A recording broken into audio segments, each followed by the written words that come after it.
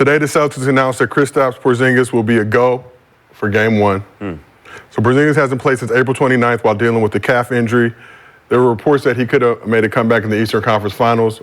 I think once the Celtics made light work of the Pacers, they decided to let him chill, get a little bit more time to recover. But just looking ahead to this finals matchup, which starts on Thursday, how much do the Celtics need Porzingis' rim protection in the finals? So does he start?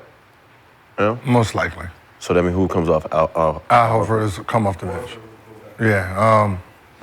It helps because he's an active big man, right? No knock against Rudy, but knock against Rudy.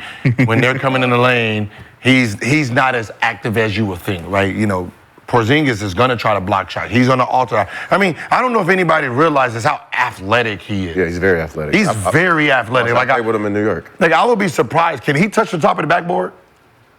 No, I don't think so. I mean, he probably can. I know. He was in Washington. I'm like, yo, dude can get up. He's a good right? kid. So a guy who can really get off his feet and alter shots. So there's going to be things, just him being down there forces them to take shots that they normally wouldn't take. So, and then he gets to stretch the floor a little bit. So it's not going to hurt that he's there. Yeah. Well, you got the Mavs leading the postseason in lobs by a comfortable margin. I think 4 to 5 times as many lobs as the next closest team. See, he's going to smack. Like, there's things he's going to do that Wemby does, that somebody like Dwight do. You're trying to throw a lob. They jump high enough to pat that out the air versus doing one of these. But when the last time he played? April 29th. April 29th. I think they're in trouble with him coming back. Why? Because he ain't played in a minute. Who is he guarding? Right, you're talking about Sire. So you're gonna be on that island with Luka. Yeah. Nah. I think they in trouble. They in trouble regardless because Luka is too smart to understand the mismatch. Right. Either you help on this, you help and try to stop me from this pick and roll in the middle. This is middle pick and roll with 2 guys over here, 1 guy over there. There's no backdoor help. There's no lob help right there. So that's why Rudy was always in the middle of like trying to figure out, do I stop Luka or do I stop the lob? I'm saying. You can't. Yeah, but he's in the middle, and then when they throw the lob, he ain't jumping there trying to grab it out of there. But there's no one on the backside, period. So you either gonna stop this lob or I'm shooting this step back. And it's gonna be a foul every time. And you gotta step up. And that's the thing. Rudy was trying to step up. But their team is not as dumb as the other one. But how they gonna stop that? Because remember, who's behind Luka in that pick and roll? That's Jrue or Derek White trying to figure out how to get back in front. And then they don't do. But that's what I'm saying. They don't play defense like the other group did, right? Where we're gonna set the pick. They will fuck around. That team might fuck around hard show and trap. Pull up Luka's numbers versus Boston defense ain't played against nobody like Dallas yet this year. Who? Boston ain't playing against nobody like Dallas, just like how Minnesota was beat trying Dallas this year. In the regular season, but I'm saying like in the playoffs they haven't. Yeah, beat them both times. Luka versus the Celtics in 2 games averaged 35 points, 15 rebounds, 12 assists. Yeah. What was the regular season individually with both of those numbers? Like, so he had 41 game. Yeah, so first game, January 22nd, he had 33, 18, and 13, and 2 steals. That game. Next game, March 1st, he had 37, 12, and 11. He had 2 triple-doubles, bro. 33, 18, and 13. And lost both games. Both games he's lost. Remember that. Yeah, he's lost both games. I think both of those games were without Kyrie. Let me confirm for you. Like they asked. Kyrie played. Yeah. They got both games in the March 1st game. They lost by 28.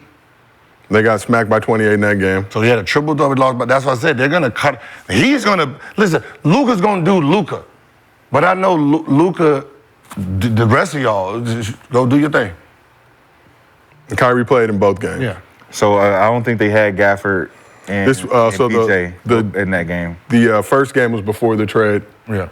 Second game, I believe, was after. Like it's gonna be like it's one of those things where you're talking about 2 sides, right? Like if Jaylen Brown wants to win that Finals MVP, there's only one style he needs to play.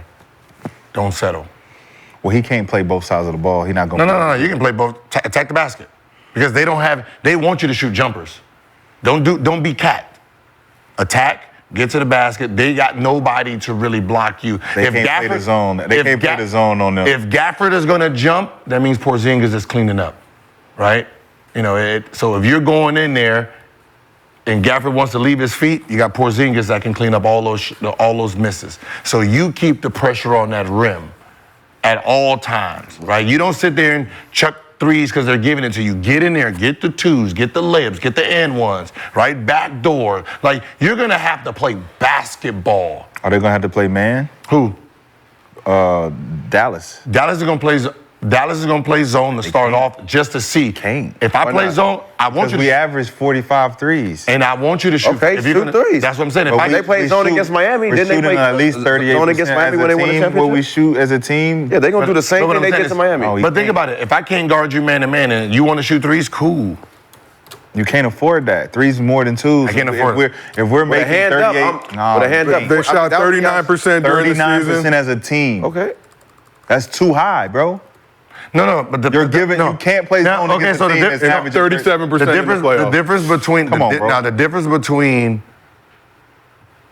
Boston and Timberwolves is Rudy Gobert turns into a three-point shooter in this series. Because both their bigs shoot threes from deep too. So Porzingis and Horford are at the three-point line. Yeah. So that means if you're if you're Gafford, you're in no man's land. And you got to come out of the zone, bro. Yeah, and that's driving too. So we're breaking y'all down based on who you're closing out to. Yeah, Think about that. If we go 5 out with nobody inside, you got Derek White flashing, then we don't got a big flashing. We got a guard flashing for that mid-range. That's all day. Y'all got to get out of that zone. And think about when you get out that zone, go 1-3-1. The man-on-man is like, who's guarding Luka now? All right, we got Jaylen on Luka. We asked Luka, all right, who's guarding Kyrie now? Wait, you're talking about, who you talking about on the zone? I'm talking about Dallas is playing the zone. I'm talking about Dallas getting out the zone playing man.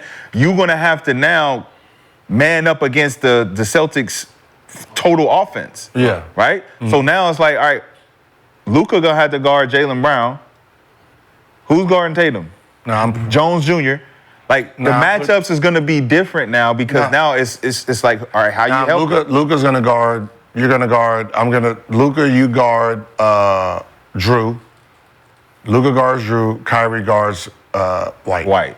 Because if we switch it around, PJ and Jones Jr. don't got a chance against Tatum and Brown. But they're functional, right? I don't want Luka. If Jrue senses Kyrie, he's gonna post him up every time. He's not gonna post Luka up every time. So we can stop that matchup. But White's gonna take advantage of Luka because Luka don't move his feet one-on-one. I'd rather have that. I'd rather White decide to get aggressive and try to do what he's gonna do. I'll take that. You got to take something. So we asked the chat, will Porzingis have a big impact on the NBA Finals? 61% said yes, 39% said no. So, like y'all mentioned, some heavy star power in this finals with Luka and Kyrie squaring off against Tatum and Brown. But question for the couch, who is the most important player in the NBA Finals? I don't know if I can say player. I think the role players are. I feel like the stars are going to show up. I think it's those role players y'all keep talking about.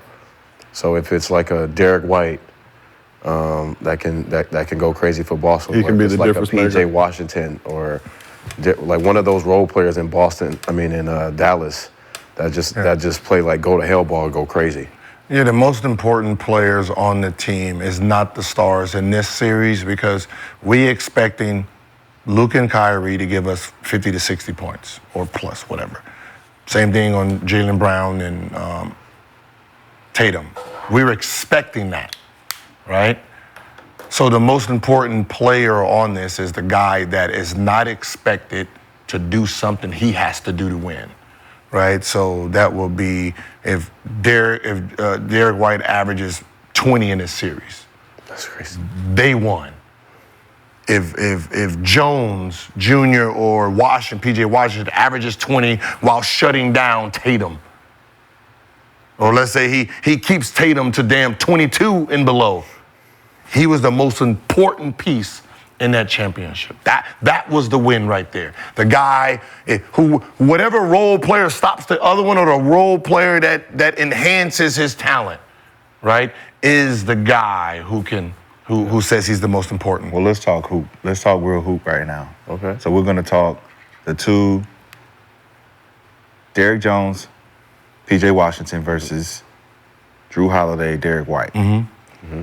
I believe that Derek White and Jrue Holiday are more polished, experienced, offensive and defensive player than the other two.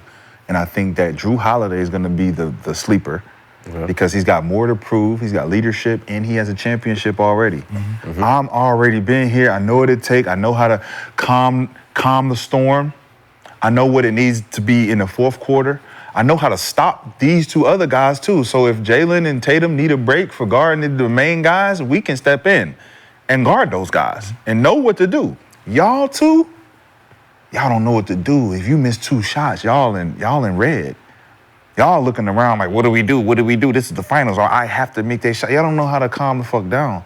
I think when you talk real hoop, these two other guys, Derek White has emerged as a impactful point guard. Jrue Holiday has always been that. He's a dog. So you look at what he has to prove in this situation, that I can be a point getter. I can be a guy that can be a mismatch problem. We're going to try to get Kyrie Irving in my tornado. And I've always said, everybody's talking about Kyrie being this most gifted player we've ever seen in the NBA history and all this type of shit. I say, gifted where? He's the most skilled player ever. How? Yeah, he's the most skilled dribbler. He might be the most skilled guy with a layup package, but we talking about where's your defense? Where's your rebound? Where's your assist? Are you the most skilled assist? Are you the most skilled defense? Like, you're gonna have to fuck around and show us this other side of your game. And if he don't show up, these other two dudes are gonna expose that. Hey, Kai, where's your post defense? Oh, you can't stop me on the perimeter? Where's that grittiness that you got from Kobe? You gotta have that Mamba mentality to wanna stop me. I ain't never seen that from Kai on the defensive end. So where's that challenge? I'm challenging him for that. Show me that side. All this offensive shit, it's always making sense to everybody that want offense. I want both sides. That's why I like Jaylen Brown. He give me that both sides. I'm a dog, give me that. I want that assignment, give me that. Kai, I need that shit from you too. Who you gonna stop? Don't be the liability where we want the mismatch with you. Hey, look, I know you eating right now. Right, you eating. I'm just saying. No, but you eating. When you keep saying Jaylen Brown on defense, what do you mean when? Two-way. He just take the assignment. He always has. So Tatum ain't been two-way this year? I ain't saying that he hasn't. That's the thing. No, is he? I've never said it. Because his assignment is what? Because of his size. No, I'm saying he's 6'10". No, I'm saying because neither of them motherfuckers played anybody in the first round and second round. So I'm talking about throughout they got to walk through some shit. For sure. Okay. For sure. They about to get tested on that end too. Yeah, for sure. No. Everybody getting tested. Yeah, you know what might be a sleeper? This is my sleeper. This is some shit that sounds like a Jason Kidd move. Pull Tim Hardaway Jr. in. Got to. Because he didn't play much in that series, and it seems like that motherfucker been saving his ass for something. Full clip. And if full clip comes in and they didn't expect it, you bringing Porzingis, we bringing another clip. He's an automatic Klay Thompson. I don't know. That's what I'm saying. That might be somebody like he's black Klay Thompson with a chip on. Like if he doesn't get in this series, it's really going to be hard because now they don't have someone that can do what you remember Gordon did last year, right? In the championship. Yeah, Aaron Gordon. You didn't expect much. Then boom, he got 20, and he's taking advantage of these little switch ups and scoring. Those are the things you need to keep the balance in the court. They need that. When the guy that you're trying to relax on takes advantage of it. You're ignoring him. Right? When Caleb Martin, is that Caleb? Yep. When he almost won Miami. Eastern Conference MVP. No one expected that. Yep. Those are what you need. And I see if Tim Hardaway Jr. is put in a lineup, he might be on fire. That's a good call. It's gonna be a good one, y'all. They need that Jayson Terry.